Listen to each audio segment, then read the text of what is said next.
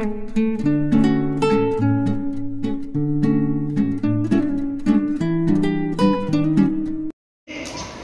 ಹತ್ರ ತಗೊಳ್ತೀವಿ. ಒಬ್ಬ ಹುಡುಗನಿಗೆ 4-5 ಸರ್ಟಿಫಿಕೇಟ್ ಏಕಕಾಲದಲ್ಲಿ ತಗೊಂಡು ಹೋಗ್ತೀರಿ, ಮೆಡಲ್ ತಗೊಂಡು ಹೋಗ್ತೀರಿ. ಇನ್ನು 10-15 ಜನ ಇದ್ದಾರೆ, ಅವ್ರಿಗೆ ಸ್ವಲ್ಪ ಬೇರೆಯವ್ರು ಸಪೋರ್ಟ್ ಮಾಡಿ, ಬೇರೆ ಆಗಿರೋರು ಆ ಹುಡುಗರು ಯಾರಿದ್ದಾರೆ ಅವ್ರಿಗೆ ಹೋಗಿ ಒಂದಿಷ್ಟು ಸಪೋರ್ಟ್ ಮಾಡಿ ಗೆಲ್ಲಿ. ಥ್ಯಾಂಕ್ ಯು ಮಕ್ಕಳೇ. ಎಲ್ಲರೂ ಹೇಳ್ರಿ.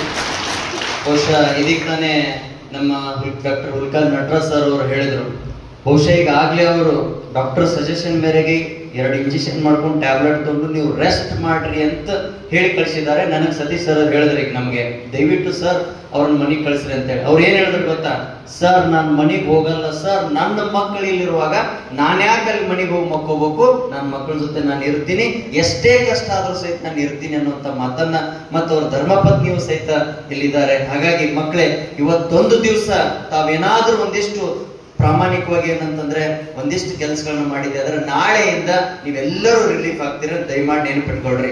ನಾಳೆವರೆಗೂ ಅಷ್ಟೇ, ನಾಳೆಯಿಂದ ಎಲ್ಲ ನಿಮ್ಗೆ ಫ್ರೀ ಆಗಿ ನೀವೆಲ್ಲ ಜೋಡಿಸೋದು ಮಾಡಿಸೋದು ಇರ್ತೈತೆ. ಆಮೇಲೆ ನಿಮ್ ಪೇರೆಂಟ್ಸ್ ಜೊತೆ ತಿರುಗಾಡೋದು ಮಾಡೋದು, ಆಕ್ಟಿವಿಟೀಸ್ ಮಾಡೋದು, ಇದೆಲ್ಲವೂ ಕೂಡ ಇರುತ್ತೆ. ಸೊ ಹಾಗಾಗಿ ನಾಳೆ ಒಂದಿನದ ಮಟ್ಟಿಗೆ ತಾವುಗಳು ಸಪೋರ್ಟಿವ್ ಆಗಿರಿ. ಆಮೇಲೆ ಇನ್ನೊಂದು, ಇವತ್ತು ರಾತ್ರಿ 9 ಗಂಟೆಗೆ ನಾವು ಊಟಕ್ಕೆ ಬಿಟ್ರೆ 30 ನಿಮಿಷ ಅಥವಾ 40 ನಿಮಿಷ ಊಟ ಆದ್ಮೇಲೆ ತಾವು ದಯವಿಟ್ಟು ನಮ್ಮ ಯಾರನ್ನು ಕೇಳಬೇಡಿ, ಹೋಗ್ರಿ ಮಾಡ್ರಿ ಅಂತ ನಾವ್ ಯಾರು ಹೇಳೋದಿಲ್ಲ. ತಾವು ದಯಮಾಡಿನೇ ಇಲ್ಲೇ ಬಂದ್ಬಿಡಿ ಪ್ಲೀಸ್, ಓಕೆನಾ? ಅವ್ರು ನಮ್ಮ ಸರ್ ಬರ್ತಾರೆ, ಸತೀಶ್ ಸರ್ ಮತ್ತು LP ಸರ್ ಬರ್ತಾರೆ, ಮೇಡಮ್ ಅವರು ಇರ್ತಾರೆ. ದಯವಿಟ್ಟು ಇದನ್ನ ಕೆಲಸ ಮಾಡಿ, ಎಲ್ರಿಗೂ ಸಹಿತ ಶುಭವಾಗ್ಲಿ. ಆಮೇಲೆ ಇನ್ನೊಂದೇನು ಅಂತಂದ್ರೆ, ನಿಮ್ ಟೀಮ್ ಅಲ್ಲಿ ಯಾರ್ಯಾರಿಗೂ ಒಂದಿಷ್ಟು ಸ್ವಲ್ಪ ಏನಾದ್ರೂ ಹಿನ್ನಡೆಗಿದ್ದಾರೆ ಅವ್ರಿಗೆ ದಯಮಾಡಿ ತಗೊಂಡು ಹೋಗಿ. ಯಾಕೆ ಅಂತಂದ್ರೆ ಇದೊಂದು ಅಭೂತಪೂರ್ವವಾಗಿರುವಂತ Asian book of record, world book record ಮತ್ತು ಇಂಡಿಯನ್ ಬುಕ್ ಆಫ್ ರೆಕಾರ್ಡ್ ಇರುವುದು ಇಡೀ ನಮ್ಮ ಕರ್ನಾಟಕದಲ್ಲ, ದೇಶದಲ್ಲೆಲ್ಲ, ಇಡೀ ಏಷ್ಯಾದಲ್ಲೆಲ್ಲ, ಇಡೀ ಪ್ರಪಂಚದಲ್ಲಿ ಆಗ್ತದೆ, ಜಗತ್ತಿನಲ್ಲಿ ಆಗ್ತದೆ, ವಿಶ್ವದಲ್ಲಿ. ಹಾಗಾಗಿ ತಾವೆಲ್ಲರೂ ಸಹಿತ ಮಾಡ್ತೀರಿ ಅಂತೇಳಿ ಈ ಸಂದರ್ಭದಲ್ಲಿ ಆಶಿಸಿ ನನ್ನೊಂದೆರಡು ಮಾತು ಮುಗಿಸ್ತೇನೆ. ಎಲ್ರಿಗೂ ನಮಸ್ಕಾರ, ಧನ್ಯವಾದಗಳು. ಪೈಪೋಟನು ಇಷ್ಟೇ, ನೀವು ತೆಗೆದಾಗ ನಿಮ್ಗೆ ಕಾಣಿಸುತ್ತೆ. ಏನ್ ಕಾಣಿಸ್ತಿಲ್ಲ, ಪೆನ್ಸಿಲ್ ಮಾರ್ಕ್ ಕಾಣಿಸ್ತಾ ಇದೆ. ಆ ಪೆನ್ಸಿಲ್ ಮಾರ್ಕ್ ಕಾಣಿಸ್ತಿರೋದು ಏನು ಅಂದ್ರೆ ಅಲ್ಲೆಲ್ಲ ಅದಿನ್ನು ಟಚ್ ಆಗ್ತಿಲ್ಲ, ಅವೆಲ್ಲರೂ ಪ್ರಾಪರ್ ಕಾಂಟ್ಯಾಕ್ಟ್ ಇಲ್ಲ. ಇದನ್ನ ಕಾಂಟ್ಯಾಕ್ಟ್ ಟೆಸ್ಟ್ ಅಂತ ಕೂಡ ಹೇಳ್ತೀವಿ, ಅಥವಾ ಪೆನ್ಸಿಲ್ ಟೆಸ್ಟ್ ಅಂತ ಕೂಡ ಹೇಳ್ತೀವಿ. ಏನ್ ಮಾಡ್ತೀವಿ ಪೆನ್ಸಿಲ್ ಟೆಸ್ಟ್ ನ? 2 ಕಾಂಟ್ಯಾಕ್ಟ್ ಅಲ್ಲಿ ಇದೆಯಾ ಅಂತ ನೋಡ್ಲಿಕ್ಕೆ. 2 ಕಾಂಟ್ಯಾಕ್ಟ್ ಅಲ್ಲಿ ಇರಬೇಕು.